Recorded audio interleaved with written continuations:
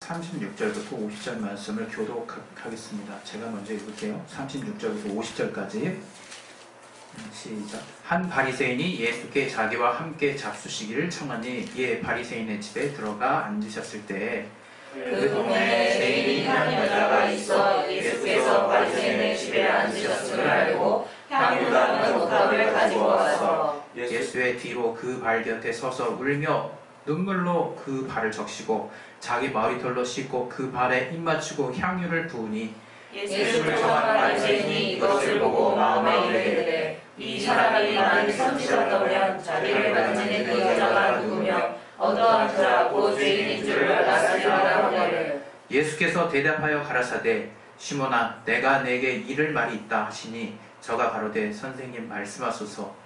가라사대 주는 사람에게 주지자가 둘이 있어 하나는 500데나리온을 줬고 하나는 50데나리온을 줬는데 갚을 것이 없으므로 둘 다 탕감하여 주었으니 둘 중에 누가 저를 더 사랑하겠느냐. 시몬이 대답하여 가로되 제 생각에는 많은 탕감함을 받은 자니이다. 가라사대 내 판단이 옳다 하시고 여자를 돌아보시며 시몬에게 이르시되 이 여자를 보느냐. 내가 네 집에 들어오매 너는 내게 발 씻을 물도 주지 아니하였으되 이 여자는 눈물로 내 발을 적시고 그 머리털로 씻었으며 너는 내게 입맞추지 아니하였으되 저는 내가 들어올 때부터 내 발에 입맞추기를 그치지 아니하였으며 너는 내 머리에 감람유도 붓지 아니하였으되 저는 향유를 내 발에 부었느니라. 이러므로 내가 내게 말하노라 저리하여 제가 사랑하였도다. 이는 저에게 사랑이 많으니라. 사함을 받은 일이 적은 자는 적게 사랑하느니라. 이에 여자에게 이르시되 내 죄사함을 얻었느니라 하시니 함께 앉은 자들이 속으로 말하되 이가 누구 위에 죄사함을 하더라. 예수께서 여자에게 이르시되 내 믿음이 너를 구원하였으니 평안히 가라 하시니라. 이 말씀 통해서 우리 각자 하나님이 우리에게 주시는 그 말씀 깨달을 수 있도록 내 심령을 열어주시고 또 주님의 말씀을 들을 길을 허락해달라고 자기의 심령을 놓고 이 시간 예수여 한번 하시고 기도하겠습니다. 예수여 하나님 아버지 우리의 심령을 붙들어 주시옵소서. 내게 말씀을 지혜와 지식과 능력 주시고 하나님의 은혜가 우리 안에 넘칠 수 있도록 아버지 붙들어 주시고 역사해 주시옵소서. 주님의 은혜 가운데 거할 수 있도록 아버지 역사해 주시옵소서. 성령 충만하게 주시고 아버지 도와주신 되 주시옵소서. 붙들어 주신 되 주시옵소서. 내게 말씀해 주시옵소서. 우리 하나님은 의로우신 분이십니다. 우리 하나님은 죄를 지으신 분이 아니세요. 우리 하나님은 죄와 상관없으신 분이고 그 하나님만이 완전하신 분이십니다. 우리 오늘 같이 찬양도 했죠. 하나님 완전하심을 우리가 믿느냐고 우리 임도장께서 여러분에게 물으셨을 때 여러분 다 아멘 하셨습니다. 하나님이 완전하시고 하나님이 의로우신 분이세요. 그것은 죄와 아무런 상관이 없으시다는 얘기예요. 죄와 죄. 우리가 죄를 생각할 때 죄가 하나님이 왜 이런 걸 만드셔가지고 우리를 힘들게 하고 고통스럽게 하시지? 이런 질문을 하는 사람들이 많은 걸 알고 있어요. 우리 신앙인들은 그렇지 않다고 얘기를 하더라고요. 우리 믿는 자들은 저는 안 그럽니다 이렇게 얘기를 해요. 그러나 제 생각은 좀 달라요. 우리 믿는 자들도 동일하게 다른 이름으로 정말 그 죄를 논하고 있어요. 우리가 이제 알아야 될 것은 무엇이냐? 하나님 그 아버지께서 의로우실 뿐만 아니라 그 아들 독생자 예수께서도 동일하게 죄와 상관없으신 분이요. 히브리서 4장 15절에 나왔죠. 죄가 없으신 분이. 그러나 우리와 함께 모든 것을 함께 그 연약함과 우리 인간의 모든 것을 함께 채울 같이 공감하시고 같이 또 함께 체험하시고 함께 공생의 그 33년의 삶 가운데 함께 하셨기 때문에 누구보다도 인간의 삶을 잘 알고 계십니다. 그러나 그는 죄가 없으세요. 그 죄가 없으신 분이 육신으로 나타나신 이유는 우리가 잘 알고 있습니다. 그가 육신으로 나타나셔서 이제 아버지의 뜻을 따라 우리를 긍휼히 여기시고 우리를 사랑하심으로 또 그 아버지의 말씀에 순종하심으로 십자가에 피 흘리셔서 돌아가셨어요. 죽으셨어요. 완전하게 죽으셨어요. 그리고 다시 사셨대요. 우리 여기서 중요한 사실 하나를 기억해야 되는 거죠. 그분이 다시 사신 그 이유를 우리는 명확히 알고 있어야 우리의 신앙이 제대로 서게 된다는 것을 말씀드립니다. 그것은 뭐냐? 예수께서 의로우시기 때문이라는 거예요. 예수께서 죄가 없으시기 때문이라는 거예요. 우리는 분명히 성경에서 나타난 말씀들을 통해서 죄가 있다라고 하는 것, 죄라고 하는 것은 반드시 그 대가를 치러야 된다는 걸 알고 있어요. 로마서 6장 23절 말씀에는 죄의 삭은 사망이라 이렇게 말씀하고 있거든요. 죄가 지불해야 되는 값, 죄가 지불해야 되는 그 가격이 사망이라는 거예요. 또 우리가 알고 있는 또 하나의 말씀에는 우리가 죄의 권능이라고 하는 게 있어요. 그 죄를 다스리는 권세 있는 것이 바로 율법이래요. 율법. 그리고 그 죄의 독침은 사망이라는 거예요.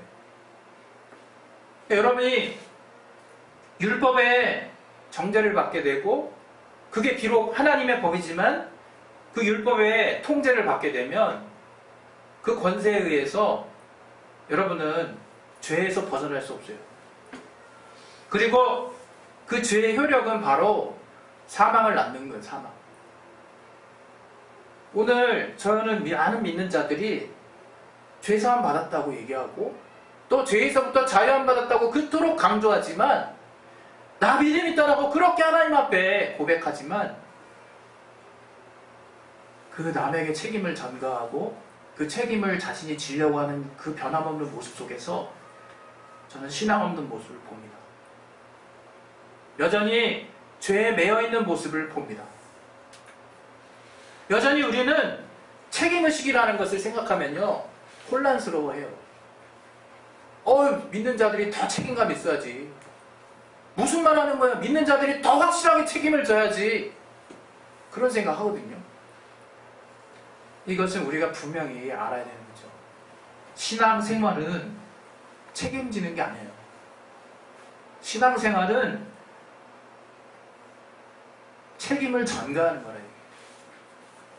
우리는 그 단어만 들어도 사실 어떻게 그런 사람이 있을 수가 있어 그런 생각 떠오릅니다. 우리 세상에서도 좀 보세요. 우리가 책임을 전가하는 이 신앙생활을 되게 오해를 하더라고요. 이게 마치 세상에서 약삭빠는 자처럼 생각을 해요. 그래서 양심 없고 양심 불량자, 뻔뻔하고 우리 뭐 차 갈 때도 끼어들게 하면 빨리 가잖아요. 그리고 또 어떻습니까? 여러 가지 상황에서 우리는 요령을 피울 수 있어요. 그러면 우리는 그 사람을 대놓고 뭐라고 하죠. 또 신기하게 세상은요. 우리는 누구나 다 잘 살고 싶어 해요. 우리나라 다 행복하고 싶어 하죠. 어쨌든 이 세상이 이 유형의 물질을 다스리는 데에는 이 돈이 필요하기 때문에 재화가 많이 있는 사람이 더 행복해 보이죠. 더 편안하죠. 그런데 그런 사람들의 어떤 삶에 모두 다가 그렇지는 않지만 또 상당 부분의 사람들이 굉장히 요령이 있고 약삭 빠르고 양심을 지켰다가는 돈 버는 것과 멀어진다라고 하는 생각을 갖게 돼요. 선하게 살고 양심대로 살고 뭔가 법대로 살면 손해본다라고 느낄만한 삶을 그런 어떤 그것이 마치 우리가 세상을 사는 지혜인 것으로 받아들일 수밖에 없다. 그리고 다들 그러는데 내가 그렇다고 큰 죄를 저질렀어? 나도 그런 세상에 그런 경쟁사회에 속해서 살아야지. 이렇게 사는 사람도 많아요. 그래서 실제 어떻게 사는 사람인지 참 신기하게 뭔가 남보다 이렇게 한 발 빠르다고 표현하는 그 표현들 잘 들여보면요. 신앙적으로 이러면 안 되는데 하는 것들이 많아요. 근데 우리는 그렇게 밟으면 빨리 가. 실제 재화가 눈앞에 다가와. 소유를 할 수 있는 우리 중에 정말 지혜가 딸리고 머리가 없어가지고 힘들어서 그냥 내게 주어진 삶만 살아야겠다. 이렇게 사람하고 상관없는 얘기일지 모르겠지만 우리 모두는 다 그런 방법이 뭔가 알려지고 그런 것이 다 어떻게 되는지를 배웠다면 아무런 어떤 부담 없이 그 길로 가려고 할 거예요. 근데 도리어 우리 믿는 자들은 이제 그 책임의식을 되게 헷갈려한다. 헷갈려한다. 제가 말하는 책임을 전가하는 삶이라는 게 방금 좀 전에 말했던 세상을 살 때 그렇게 요령 피우고 신앙인으로서 요거 한번 눈 감으면 더 빨리 갈 수 있는 그런 어떤 삶을 살려고 말하는 게 아니라 이거. 정말 우리는 너무나 엉뚱한 삶을 살고 있어요. 되게 그 괜한 부활을 이렇게 걸고 살고 있어요. 주님이 우리에게 십자가를 주셨다는 그 사건은 우리에게 완전한 믿음이 돼 있어요. 우리에게 완전한 믿음이 돼 있다는 것은 뭘 의미하느냐? 이제는 우리가 질 책임이 없다는 걸 말하는 거예요. 무엇과 관련해서? 죄와 관련해서, 허물과 관련해서, 우리의 이 삶의, 심지어는 삶의 많은 무게와 관련해서, 가난에 관련해서 주님이 담당하셨다는 거예요. 주님이 자기 삭슬 치르셨다는 거예요. 왜? 그분이 의로우심으로 그분의 죽으심은 그냥 마땅히 죽을 자가 죽으신 게 아니라 정말 의로우신 자의 피를 통해서 우리는 정말 우리의 죄의 삭슬 능히 정말 치를 수 있는 능력이 됐고, 또 그분이 그 의로우심에 따라서 죄가 없으시기 때문에 사망이 그를 주장할 수가 없기 때문에 그는 다시 사실 수가 있었던 거예요. 그래서 우리 모든 자들에게 생명과 부활의 소망이 됐다 이게. 이제 우리는 주님을 보기만 하면 우리의 죄사함의 그 구원의 기쁨이 넘칠 뿐만 아니라 우리도 동일하게 우리에게 있는 죄와 허물의 값을 주님이 대신 치르셨기 때문에 우리는 최소한 그 책임에서 자유로워야 된다 이게. 그 책임에서 우리는 담대해져야 된다 이게. 그러나 이 신앙생활하면서 되게 묘한 경계선을 겪고 있어요. 우리는 사람 사이에 이 책임감이 없으면 되겠느냐라는 말을 하면서 신앙도 정말 책임있게 해야지. 그래서 뭔가 책임감 있게 자기 일을 열심히 하는 것이 신앙인 것으로 우린 착각하고 있다. 그것은 신앙 안에서의 상급과 관련된 지극히 일부분의 얘기일 뿐이에요. 신앙이라는 건 그걸 말하는 게 아니에요. 정말 완전하게 주님의 보혈의 공로를 힘입어서 내가 의로운 자 되었고 내가 죄사함을 얻은 자라고 하는 확신을 갖고 사는 거예요. 그래서 늘 심령이 편할 수밖에 없어. 늘 심령이 가벼울 수밖에 없는 거예요. 때로는 우리가 우리의 신앙 양심과 책임지려고 하는 그 마음이 신앙을 망쳐요. 신앙을 망친다 이거. 분명히 우리가 신앙 양심을 통해서 하나님의 법을 우리에게 적용하려고 할 때 이제는 복음을 적용해야 된다 이거. 주님께서 이제 우리가 그렇게 죽을 수밖에 없는 죄를 지은 그 모든 그 죄의 값을 치르셨다라는 그 갱신된 그 업데이트된 그 복음, 주님으로 말미암아 우리에게 알려진 하나님의 법, 그 성령의 법, 그걸 우리 안에 확실하게 둬야 된다 이게.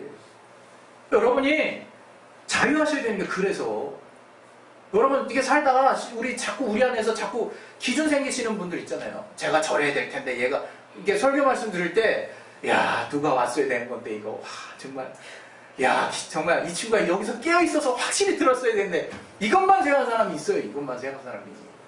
그러면서 항상 남의 눈에 티만 보여. 네? 자기 안에 들보는 진짜 안 보이고요. 계속 책임지우려고 그래. 누구한테 책임지우고 누구한테 책임지우고 누구한테 책임지우고. 그래서 네가 마땅히 응당 그 책임을 져야 될 거 아니냐. 이것을 계속 나는 주장하고 싶은 마음이 내 안에 가득해. 그래서 다른 게 안 보여. 그렇게 책임으로 이렇게 꽉 찬 사람은요 공통점이 있어요. 은혜가 안 보여요. 정말 은혜가 안 보여요. 주님이 사랑이 안 보이고요. 배려가 안 보여요. 남이 나한테 좋게 뭔가 하는 게 하나도 안 보여요. 왜? 난 늘 책임에 나도 눌려 있으니까. 그 책임감에 나도 눌려 있기 때문에 나도 정말 내 코가 석자야. 늘 그렇게 정말 나를 정죄하고 똑같은 눈으로 다른 사람들을 보고 있기 때문에 난 늘 그 책임감에서 벗어날 수 없는 삶을 살고 있어요. 말만 바뀌었지 죄에 눌린 삶이에요. 그게 믿는 자들이 똑같이 죄에 눌린 사람이래요. 사도행전에 베드로의 설교를 듣고 베드로와 요한의 설교를 듣고 그 3,000명이나 되는 그 회중이 고민에 빠졌어요. 아, 이제 우리 어떻게 해야 되냐. 우리가 예수를 죽였다는 얘기 아니냐, 결국. 이제 어찌할꼬? 나는 죽었구나! 라고 얘기할 때 주께서 우리에게 하신 말씀, 그 베드로를 통해서 하신 말씀 우리는 명확히 기억합니다. 회개함으로 죄사함을 얻으라고. 그러면 참 하나님으로 말미암아 성령을 받을 거라. 저들이 회개함을 통해서 자기의 죄를 주님께 전가, 주님께 맡김을 통해서 완전한 자유를 얻었다 이거예요. 완전한 자유를 그 순간에. 그래서 성경은 아주 지체 없이 얘기하고 있습니다. 그 3,000명 모두를 주님의 제자라고 말하고 있어요. 모두 이제 주님을 따르는 자가 됐다는 거예요. 그런데 우리는 여전히 이 땅을 살면서 주님이 우리에게 정말 신앙생활 하는 것이 무슨 세상을 살면서 플러스 알파가 된 또 다른 무거움처럼 살고 있어요. 우리 이걸 너무 당연하게 예수 믿는 사람은 정말 저 세상에 사는 사람보다 2배나 열심히 살아야 돼요. 물론 맞는 말이에요. 그럼 2배나 열심히 살게 하려면 어떻게 해야 될까라는 해답이, 그 방법이 틀렸어. 2배 열심히 해야 된다는 거야, 그냥 2배 열심히 해야 된다는 거예요. 그게 답이더라고. 그게 답입니까, 정말? 우리의 경험상 그게 답이 아닌 건 너무 잘 알잖아요. 우리의 경험상 그건 답이 아니에요. 우리가 알고 있는 답은 우리가 하나님께 우리의 죄를 맡겼더니 하나님에게서 우리에게 넘어오는 것이 있더라 이거예요. 그게 하나님의 사랑과 은혜예요. 갚을 수 없는 은혜가 그때 깨달아지기 시작하는 거예요. 그 은혜가 우리를 움직일 수 있는, 감당할 수 없는, 상상할 수 없는 힘이 되는 거예요. 그래서 2배가 문제가 아니야. 우리가 주님을 위해 헌신하고 세상을 위해 헌신하고 시간이 더 모자른데 신기하게 감사하고 평안하고 기쁘고 몸은 나을 것 같다 이거예요. 육신의 한계라는 것이 있어서 비록 피곤하지만 참 그 어느 때보다도 행복한 삶을 산다는 확신이 있다 이거 내 안에. 도대체 이것을 이끌어가는, 이 삶을 이끌어가는 원동력이 뭐냐 이거예요.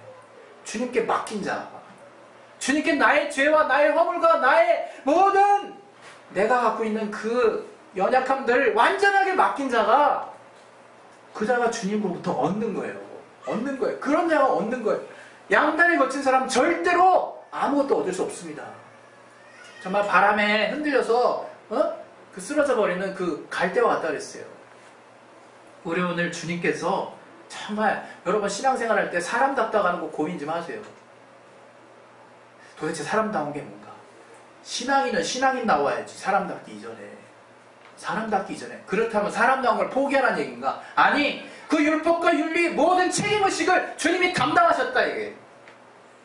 이제 내가 찔리는 만큼 더 주님이 그 찔리는 걸 감당하셨다는 걸 더 압도적으로 믿는 믿음이 내 안에 확실하게 서 있어야 된다 이게. 그래야 극복이 되는 거예요. 그래야 그 믿음으로 내가 사는 거예요. 그래서 믿음에 뻔뻔한 단어가 들어있는 거지, 그냥 세상에 정말 갖고 있는 어떤 양심에 대해서 그냥 아예 뻔뻔하게 마음먹으라는 그 뜻이 아니라 이거예요. 내가 비록 그 과중되는 책임감과 내가 마땅히 그래야 되는 여러 가지 내 허물로 말미암은 결과물들을 앞에 놓고 우리는 안절부절한다 이거예요. 우리 마땅히 세상에서 짐을 져야 될 책임을 또 져야 될 거예요. 그러나 그 짐을 지게 하는 그 근본적인 우리의 마음이 더 무겁잖아요. 우리의 마음이 더 힘들잖아.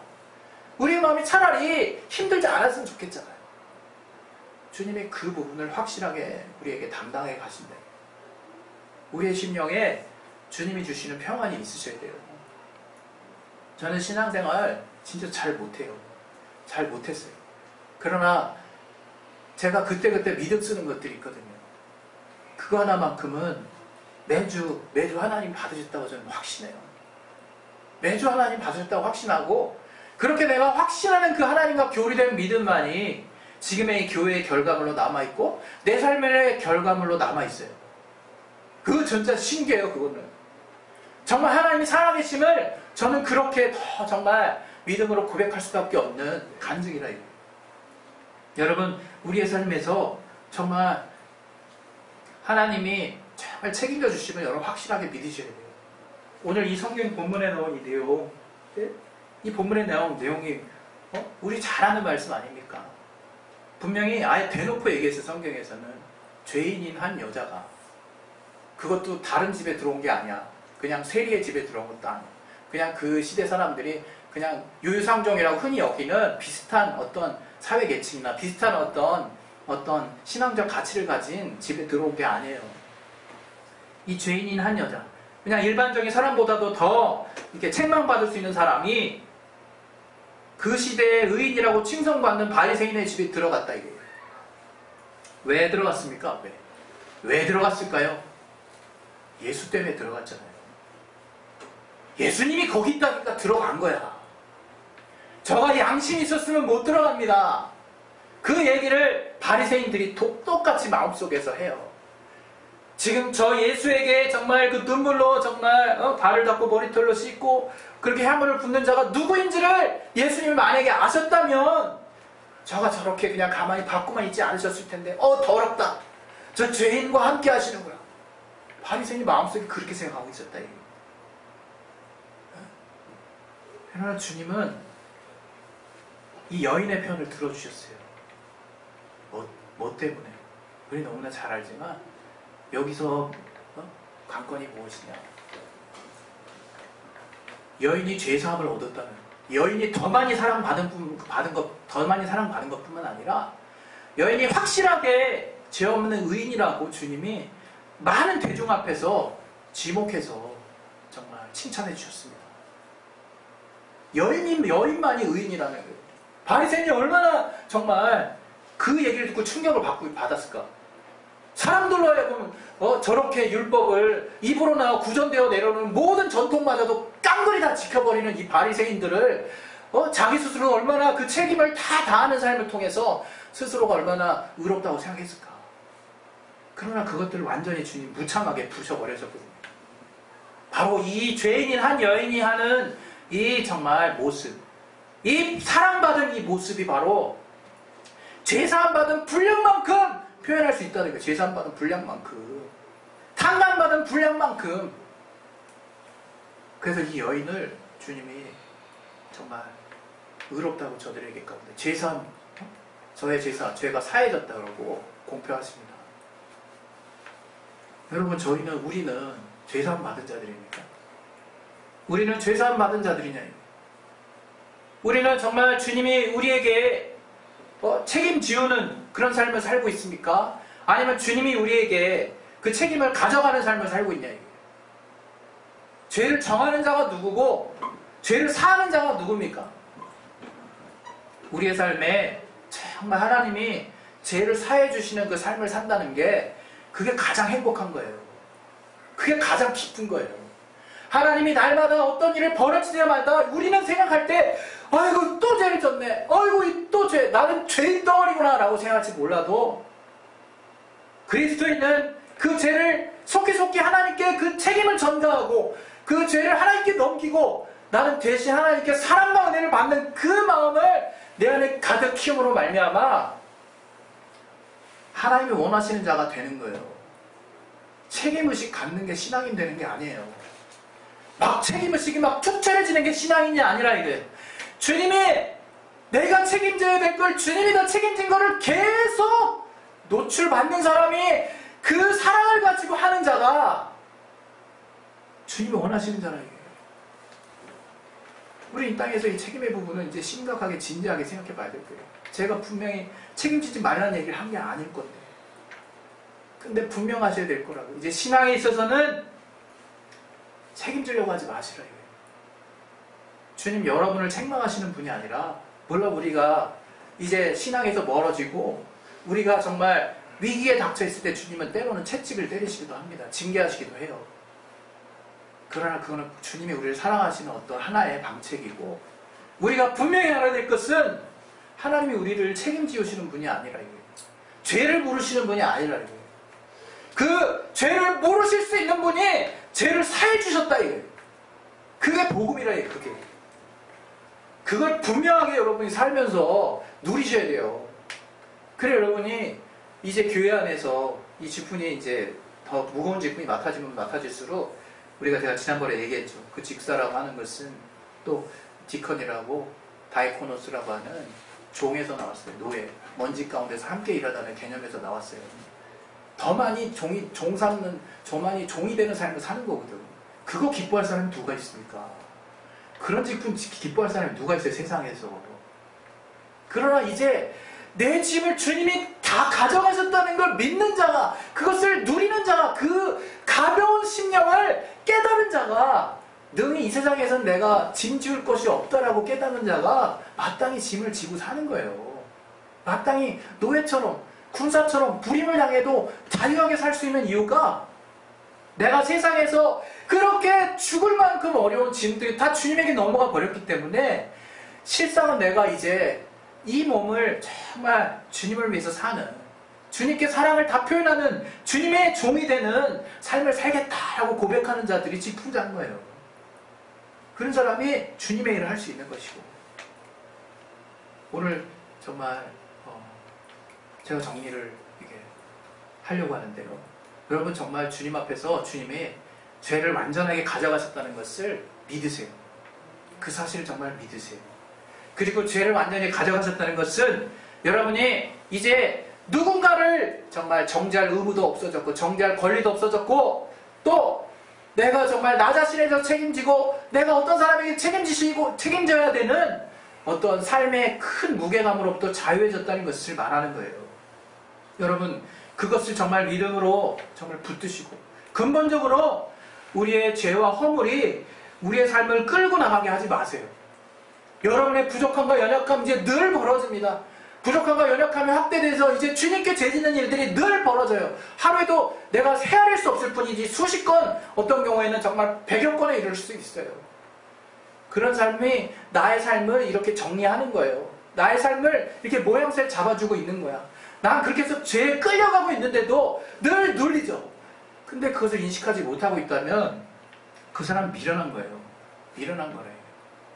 정말 이 시간에 여러분 주님 앞에 나오실 때 정말 주님 앞에 확실하게 이 죄와 나의 허물과 또 나의 이 세상에서 갖고 있는 여러 가지 정말 연약함의 그 무게들을 주님 앞에 확실하게 책임 전가하시고, 주님이 그의 응당한 대가를 치르셨기 때문에 이제 그로 말미암아 얻게 되는 그 하나님이 이제 여러분에게 주시는 사랑과 은혜, 또 주님이 여러분에게 허락하시는 그 의로움을 여러분이 얻으셔서 또 주님의 앞에 죄사함과 또 영원한 나를 소유할 수 있는 저와 여러분이 되시기를 예수 이름으로 축원드립니다. 이 시간에 우리 기도하겠습니다. 기도하실 때 정말 우리 스스로가 우리의 믿음을 이렇게 점검할 필요가 있어요. 여러분이 눌리는 것들에, 여러분이 또 염려하고 어려워하는 것들에 저는 상당 부분이 여전히 주님께 책임을 정말 넘기지 않아서라고 생각해요. 그러면 그런 책임을 확실하게 넘기고 주님으로부터 받을 수 있는 그 은혜, 그 주님으로부터 정말 넘어오는 그 사랑을 받게 되면 내가 정말 어떻게 삶을 살아야 될지 그런 방향이 분명히 나오리라 믿습니다. 이 시간에 정말 기도하실 때 정말 오직 우리가 죄사함의 확신을 얻은 자요, 또 주님의 의로우심으로 말미암아 우리가 정말 우리의 죄가 사해지고 우리가 다시 살 소망을 얻었사오니, 하나님 우리가 이제 정말 하나님의 의를 우리가 의지하고 하나님의 의만을 붙잡음으로 우리가 정말 주님 앞에 책임지는 삶을 사는 것이 아니라 책임을 전가하고 그로 말미암아 참으로 정말 자유한 자의 삶을 살 수 있도록 하나님 역사해달라고, 정말 이것을 통해서 하나님 정말 함께 하시는 삶을 살 수 있도록 역사해달라고, 이것을 놓고 이 시간에 예수의 한번 하시고 기도하겠습니다. 예수여, 하나님 아버지 우리를 도와주시기로 주시옵소서. 우리 안에 정말 하나님께서 우리에게 알게 하시는 소중한 그 은혜가 정말 무엇인지를 깨닫게 하여 주시옵소서. 아버지 붙들어 주시옵소서.